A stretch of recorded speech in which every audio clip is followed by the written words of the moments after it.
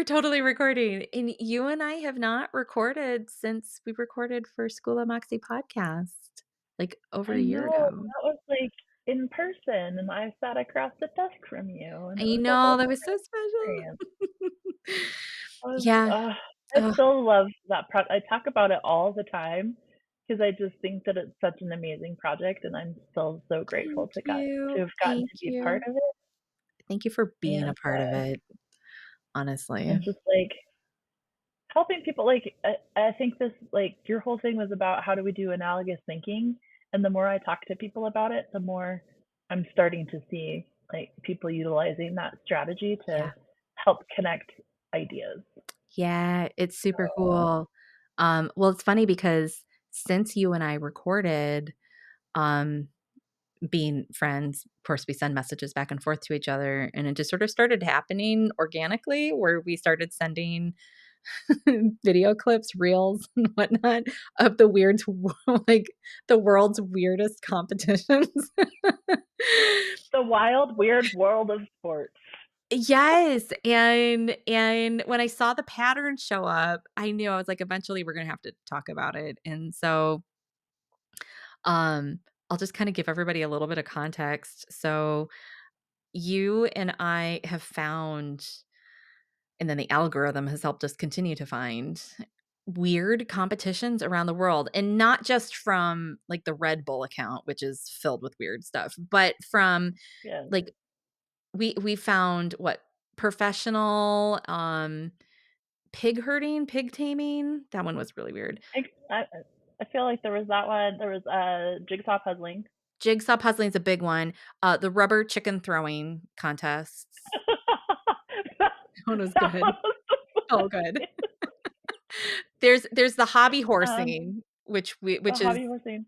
had some press elsewhere too. It even made it to NPR. They Mhm. I was sharing with people a couple of my favorites, which was the cheese rolling, which apparently a lot of people know about that one. That Love one's cheese kind of a big rolling. deal. And Yeah. I didn't think it was that well known, but also the double decker bus The racing. double deck, and then there was the school bus racing too. Oh, yes. The school bus racing was in Mexico. Yes, and the double deckers clearly in the UK, but the double Hmm. decker one is so good because 'cause you're like, "Are they gonna tip over? They look like you're gonna tip I know. over." When you're taking that corner, it's just like You're you like, can just "Oh." feel it. Like it, it's going over and it's taking them all out. But there was also, like, how fast can you compute? There were, like, accountants computing on a Oh my gosh, the calculator. 10 key. Yes. Mhm. Like I I remember in high school we actually had a 10 key class. I did not take it, but I can tell who all did because they are very fast with that, and I think they're all accountants now, but Oh, that's great. you know, amazing. There was the professional or the Excel World Championships. Mhm. That one's very Wasn't fun. that the one that started it all? I I think think it's the that's one the that one that started it started all. it all. Mhm. But we were both Yeah. saying before we hopped on, like, what is the favorite competition that you have found so far? What's yours? Well, so the one that I was telling you I thought was really amusing because it was just so random was the one of the like be still, which I feel like is kind of a moment that we like it was kind of an invitation for all of us. So there's this competition in Japan where like they literally are competing to see who can be the most still for the longest, and like they have all the EKG monitors hooked up so they're measuring their heart rate and all these things, and I'm just like, how do I sign up for that? Because I would totally be like, okay, I could be still for a minute. I can't. But Oh, but there was then what was really weird about it was almost like they were in the middle of something because there was a guy who was like posing frozen eating popcorn, yeah. and it was almost like it almost seemed like there was this moment where they were all like musical chairs or something, and then it was like stop, be still, and then they just all collapsed into the place that they were, which I I'm think it's like, like okay, how that's it interesting. was interesting. It was like, how quickly can you get into a relaxed state Hmm. thing? Yeah. Yeah. I just Yeah. remembered the oil massage competition in, I think it was like Malaysia or something like that. I was like, how do I sign up Just to you be wanted the to one sign who up lays to on be the the table and model? you it was like this huge arena, and it was all these massage therapists getting graded on their techniques for massage, and I was like, "How do I get the job laying on the table? Because I would totally take a massage right now." Yes, I would totally let you massage me for a competition. Right?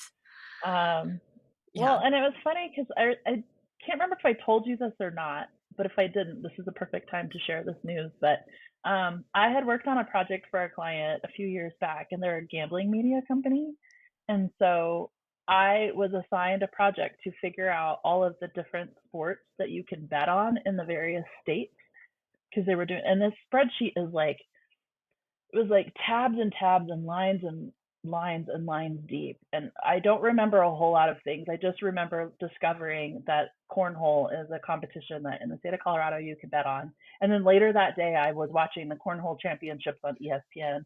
And it wasn't even like ESPN 8 the Ocho, it was like the regular mainstream ESPN channel That is that I just thought wild. was hilarious. But then I also learned that there's like 81 different badminton leagues like in the country, and Wow. in Colorado you can bet on all of them if you're a gambling person. But it was just like that was the first part that I had started thinking about obscure sports, but like I was thinking about like obscure sports from the perspective of these are the things we might have played in PE Yeah. or as kids. But then when I'm seeing things like the hobby horse, the chicken throwing, like the rubber chicken, I like mean the form, it was like I mean, granted, it was at a state fair, but the fact that it's so huge now says Mhm. everything, and Well, or that now there's champions to defend their titles, so yes. it's gotta catch on. I think it's that same state fair where they have the professional husband calling competition too. That's so funny. So what was your favorite one? My favorite was another Japanese one, God bless the Japanese, and it was a bed making competition, and those sheets were so crisp and clean, and it just did something for Those me. corners were square They were and so tight. square. And the way they, like, laid it all out, there was, like, so much theatrics in it, and and everyone was hushed, and they were so quiet while they're watching these people make beds in the middle of this, like, big floor, and, Like, there was that's the thing I noticed about all of these things, is they're in these arenas where it's like this huge crowd, yeah, like, it's a full arena, and I'm like, "Can one of those come to my town, please? Because I would pay for tickets totally. to go watch some of these wild and weird things." Well, Like it's almost like Olympic sports viewing, but on a totally different level. it's like a whole other nerd level, which I love because it's like these people have found their niche in life that they love. I can't wait to see, like, I don't know, watching people do speed reading and then report back on what they read. Like, I wanna see something like that. I'm sure there's one I'm out sure that there. exists.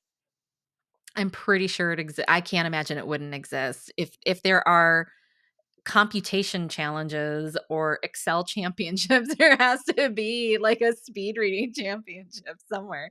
There has to be. Yeah, but, like, we found some for, jump roping where these kids are jumping, like, at incredible speeds and for 30 seconds straight. And there's just some really interesting things, and it really got me thinking because then we started having side conversations about how there really is something for everybody out there, and especially the week that we are recording. So we're recording the week before the US presidential elections, and we were both saying, like, "Can we just talk about something joyful? Can we just have fun with something?" Like, I need to Mhm. smile about something, and just smile alongside other people who are genuinely having a really good time and have worked really, really hard at this skill that maybe doesn't matter to somebody else, but, like, it really matters to them, and you just think, like, human desire and behavior is so interesting, and I Mhm. don't know about you, but I've heard from people this year so much about how they seem to be searching for more joy. It's almost like What are your hobbies? What lights you up? What gets you excited? And I find that there's a lot of people who've struggled with this, and I think like these fun competitions are just such a great way to get an example of something that might not be your thing, but trust us, there's nothing too weird out there. Like go be Mhm. you, go do your thing. Like, do you remember when cup stacking was a huge thing? Yes. Like a few years ago, maybe Mhm. it's probably 10 years ago now. I remember my daughter was so little and she would like try to practice doing all of that. And it was just like so fascinating because the thing is that the people that are in these competitions have spent lots of time Mhm. honing this talent to where they can go compete at a level Yeah. of the professional. I don't know if they get paid. Do they get sponsorships? We need to dig into this. Yeah, we do. Um, but like I think about all of the times that somebody has really had a passion for something and maybe that got quashed or redirected. Like I think a lot Yeah. about when I was when I was in middle school and high school, I played clarinet and I was obsessed. Like I played all the time and it paid off. I got a music scholarship to Mhm. college. Like I was one of the best in the state. All these things, but I was very dedicated to my craft. Have I played since then? No, I have not. Could I pick it back up? Maybe. And maybe I might be interested in doing that someday. But like I Yeah. just think about all of these talents that people have and they've gotten really excited about it. And what does that look like if you get passionate about something, even if it fades off at some point, but like Mhm. that kind of focus and dedication that we can continue to have Yeah. towards it for as long as it lasts and find joy in that too, right? Because like Yes. And that it how many of doesn't. us have those things and we feel guilty for like wasting time or Yes. Well, or it's or not not, being productive? celebrated as something that's elite. Like, there's something about like, we just Mhm. went through a Summer Olympic cycle, and, like, those are generally elite sports, and so people think of, like, dedication as being, like, the fastest runner in the world, or, you can jump the highest on the high jump, or you're, like, the world's best gymnast or whatever, and they've become so acceptable as, like, these are the things that you should strive for, and I just think, like, the world Mhm. is so much more varied, and there's something that was so refreshing on us just randomly finding these videos and sending them back and forth, and it made me recognize too, kinda like what you were saying, that you don't have to stick with something forever, and that the skills you develop in terms of how you learn a skill and get that expert at it enough that you would wanna compete, doesn't mean you have to win, but that you would want to showcase your talent, that takes Mhm. a lot of gumption, it takes a lot of bravery and dedication, and, like, those skills are transferable in so many other ways in life. And I think Mhm. sometimes we forget that, and it's like, okay, so maybe it's a rubber chicken, but, like, if you went to this year's state fair and were so inspired by rubber chicken throwing that you decide to practice for the next 364 days to become the following year's champion, like, you've done something consistently in a way where I'm like, if you were, say, a business owner, and this is one of the common things I hear in my coaching practice, and they're like, "Oh, it's so hard to stay consistent. It's just so hard with my marketing materials." And I'm like, "But you just learned how to throw rubber chicken for 364 days. Like, you can be consistent. It's in you. So don't tell me it's Yep, not in you have you." that ability. Yeah, and I just, like, would love to see more of that connection made in our our For sure. our business world and our creative world. Well, and the other benefit I see is like just even having this conversation reminds me of my dad was a logger when I was a kid. And so they would have every year they had their lumbermen's games, which axe throwing is super popular now, but like in the 80s, Not so much. that was a thing. Or like that was a thing, but it was only for the lumbermen, right? Like Yeah. but they also had like the two-man saw Uh-huh. competition, like how quickly could you saw through this log that was like 36 inches in diameter or circumference diameter, yeah. Yeah. So like but like they would do all those kinds of things. They were adjacently related to skills that they had for their jobs, Mhm. but it was also like the community came in and it was fun, and like, there was always stuff going on for the kids, and all the moms were there, and like it was this like gathering event Yeah. too, Yeah. because everybody was there like in support of these talents. Yeah. Uh, So like could you imagine what it would be like if, as a business owner, you had the consistency to do the thing, but you also were surrounded by community cheering you on? Like, what couldn't you do? there's so many things, and it's like, so maybe in our business lives, it's not like we're gathering once a year, although maybe that's why conferences exist, so you can gather once a year, right? But so Mm-hmm. we're not gathering once a year for, world's lumberjack competition, but I think, like, this is why we attempt to form communities in business. It's why we attempt to go to conferences. It's what we're searching for when we're in those places and spaces, and, um, it's funny because, like, I'm just thinking right now, about how many co-working offers there are out there, like, "Come do guided co-working," or whatever, and I think what people are I'm gonna go out on a limb. I'm gonna say I think what people are searching for is this feeling of being cheered on for Mm-hmm. having your skills and being able to put them into action.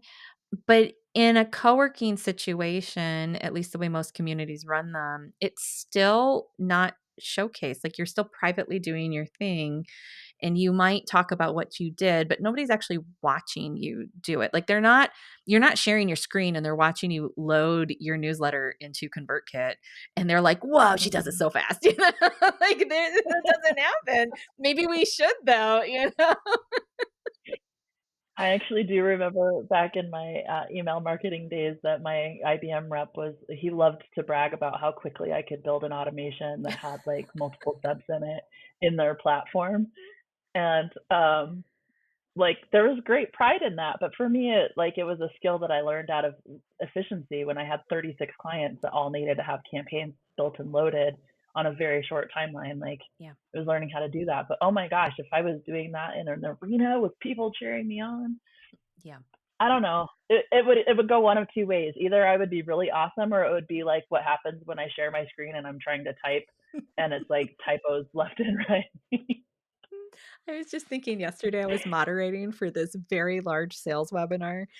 And I was like, and I in the back of my mind, because I was so busy in the moment, but in the back of my mind, I was like, wow, I've really acquired like a very specific skill set here because the chat's going crazy and I'm like fielding questions and managing the room and people are coming in and out of the room and like giving technical support, but also like supporting the person who is presenting. And I was like, if anyone could see what's happening on these 2 screens right now, it looks like NASA right now, like, there's so many windows open. It looks like the dashboard on the Matrix Yeah, where you have all the screens. yes. And to any layperson looking at it, all they see are the green little things dripping down. But like you look at it and you see exactly what you need to see. Yep, yeah, I was Yeah. like, the click rate, right? I kept thinking, like, the click rate on my hand is so fast right now. That's all I could think about. Okay, so that's our new competition, is the behind the scenes moderation. Oh, okay, next time I do it, I'll put a camera up and I'll do some of that so you can kinda, like, see it.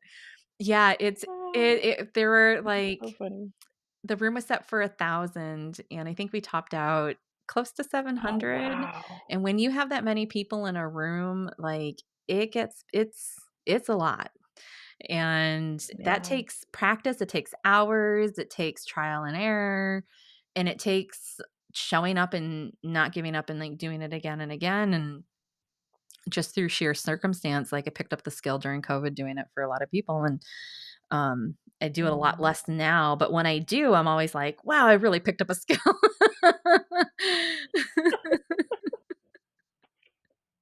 But I feel like that's where these competitions come from though, is like they're so arbitrary. Yeah. Like some of them feel more specific, like all of us, well, I guess maybe not everybody makes their bed every day, but like people make their beds, right? Yes. Maybe it's once a week, maybe it's however often, but like people make their beds, but there's people who make beds as a profession. They are paid for doing that. Yeah. And so that's a special skill set. And so it's like just discovering these things and going, oh wow, I'm really good at this. Yeah. Yeah. Maybe I should do more of it. Maybe I should blah blah blah. I like anyone can tell that I grew up in the country because between the logger thing and I used to go to rodeo when I was a kid. Oh, Like yes. I still love going to the Yeah. rodeo because watching, especially if I'm watching like calf roping, the way that they can like get a calf, get it, tie up the legs real quick. It's not harming the calf, but like do all of this in a matter of seconds. Like there is such a skill. Or we were just talking about me potentially moving to Washington, and I remember watching a video once, which was like a hay, like they were loading the hay trucks Uh-huh. in Yakima, Mhm. and like, oh my gosh, it was such a beautiful dance of like Yeah. watching the way that they get all of this up and like get it all loaded so that all these bales are like perfectly square on the truck, and like Yeah. I could sit and watch that for hours. Yeah. It is mesmerizing. I But I yeah. also know that that's a very specific skill that has taken years and years and years to hone. It is, but you know what's so interesting? I love especially your examples. They are skills of professions. And even like the Mm-hmm. Highlander games, those games that come out of Scotland, and you have like Scottish communities in the States that will still hold Highlander games. And a lot of the competitors aren't even Scottish really by ancestry. They just really enjoy developing these skills. But those were all born out of survival skills or things that they needed Mm-hmm. to do to build like homes and communities and things that, a population would need to use. And you might look at like them tipping over these huge logs as sort of this like weird thing, but it's like back in the day, they didn't have trucks and tools like that. It was human labor. So to have somebody strong enough to be able to flip a log in that direction the way you need would be a massive asset to your community. Could even possibly be farmed out. So it's a form of marketing. It could be farmed out to a neighboring community that comes to watch the games and they're like, "We don't have one of those in our place. Can we trade you some grain or whatever for his use for like a week, and I'm sure that kind of thing Yeah. happened. And you see it in the timber Yeah. industry up here in the Pacific Northwest. You're right. Like axe throwing might seem like, unless you're an assassin or something, like why would it matter to throw an axe? But if you are working in timber and you're around sharp blades, like I'm sure there's points where you don't have the luxury of like, oh wait, let me try again. Like, let me try again. Right. It's like, you need to be able to like do it the first time. You And have to hit that tree just right yeah. all the time. Mhm. Yeah. Mhm. And like you don't have a Yeah. week to finish sawing together through a log. Like you've got to get through it. So yeah, I'm sure you can command a high, or you could have, especially back in the day, command a much higher wage for being able to complete certain things quicker or with more efficiency as opposed to sort of the average person. And then these, games show up where it gives people a chance to show off their skills. Yeah, as a form of entertainment. And that makes me wonder though, like, is the cheese rolling competition, was that because somebody lost the wheel of Parmesan and like they were chasing it down the streets of I Italy wondered. and had to get it back before it fell in the canal or something like?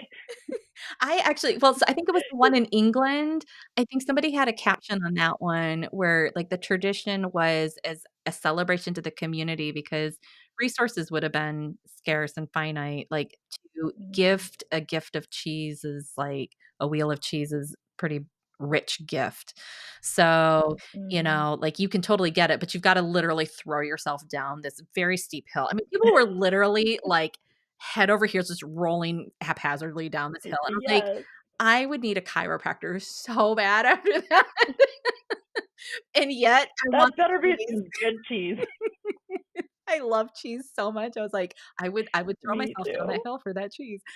Um, yeah, But yeah. like, it's also like, I oh my gosh, I know that we started this conversation thinking of talking about like the joy that it was bringing in a heavy time, but like we've also brought it around to the analogies with the business stuff, but also like it's brought out a curiosity in me of wanting to explore more because I'm voraciously curious, right? Like I'm always wanting to learn more.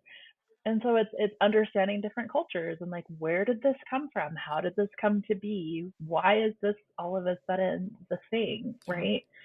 Um, and so then it puts me into that research mode of like, I want to learn more about how this came to be. But then also as a person, what like, is there a skill that you have that's unique that you don't appreciate the same level that other people appreciate? That's That maybe you have this hidden talent that's untapped because you don't think it's that big of a deal. oh, And other people are like, well, actually, what I wouldn't give to have that talent or skill. that is those are the words. Oh my god, I keep thinking about the hobby horsing, and I'm thinking, like, to be an equestrian, like, doing dressage at the Olympics, much as we love Snoop Dogg and his commentary, like, dressage is a very elite sport. Horses are expensive, Mm-hmm. even the clothing is expensive, the transportation, they have, what is it, Air Horse One that transports horses for the Olympics, like, I mean, this Mm-hmm. is not like, "Oh, let me just start up a hobby," but to be a hobby horser, you're doing the same kind of thing in an arena, it's just you and a hobby horse, which is considered a children's toy, but, like, how much more accessible is that? And Ooh, and, like, yeah. the quality that shows up in that, and not only that, but, like, instead of poo-pooing it and being like, "I wasn't so strange," because I remember when the article went viral on NPR, I can't tell you how many people sent me this article, and yes, like, I was totally, like, laughing and snickering with everybody because 'cause I'm like, "What am I looking at right now? I don't even know how to compute this right now because it was never part of my world."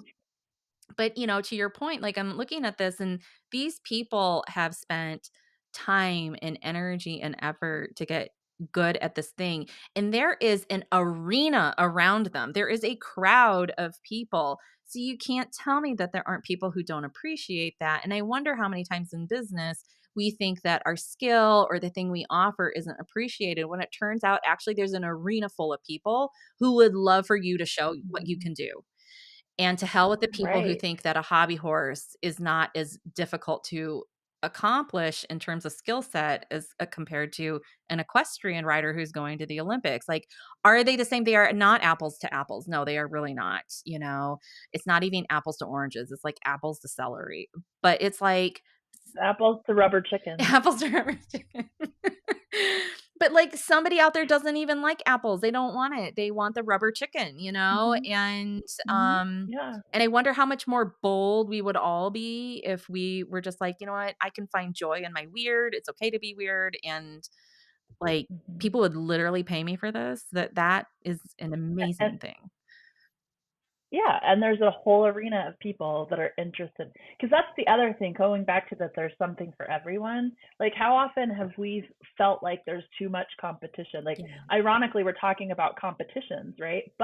And how many times have we not stepped into the arena because we're afraid that there's too much competition for us to be able to get in the game, to be able to thrive and to do all these things, and it keeps us on the sidelines when really we've been called and invited to show off the weird, step truly fully into our authentic selves, and trust that there's a full arena of people that are going to show up for that specific talent.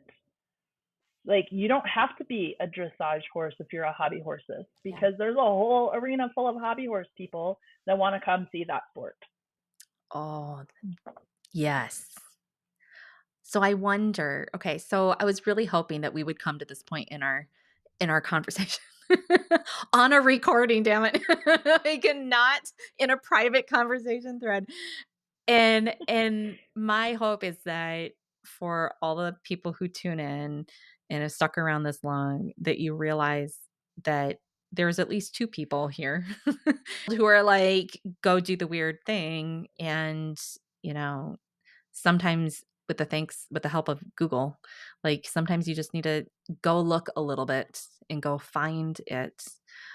Or if you're Mhm. bored with whatever the thing is that you thought would be the more acceptable thing, maybe the coming year is to go experiment, and maybe axe throwing is your thing, or bed making is your thing, or the puzzle competition. Although you and I have talked about how we would make a good team as like a puzzle team. We Mhm. would make a good team. I could do it. Or like, I love to watch the knitting competitions because I love to knit, but I also know that I am not a fast knitter. Although with practice, I could be a fast Yeah. knitter because I learned to knit 3 different times, and the third time was out of spite, and that's the one that stuck.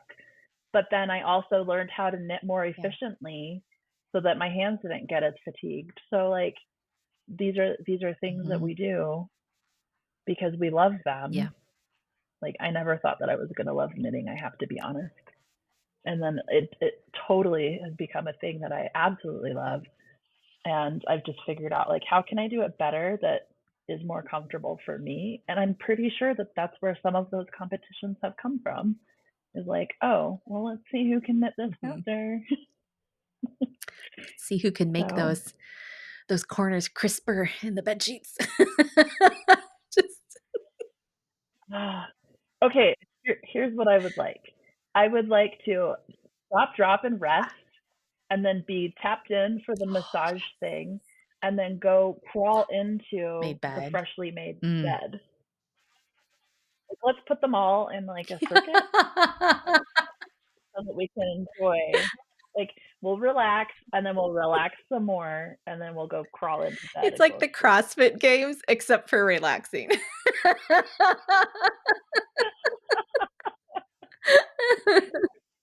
Maybe we kick it off with starting off by chasing some cheese so that You we need a have some snack. You nourishment need a snack. before we gotta have a snack. But oh my gosh, I will invite anyone if you want to DM us strange competitions that you find. Please keep this Yeah, going because it has brought us so so much much. joy, like so much joy. We'll take comments Um, on YouTube. to just like Yep, giggle yep. about how they're strange. Yeah, if drop a link in the comments, we'll look at them.